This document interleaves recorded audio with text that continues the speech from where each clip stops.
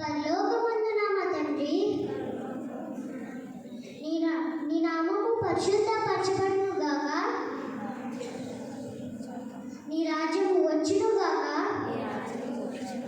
నీ చిత్తము పరలోకమందు నెరవేర్చున్నట్టు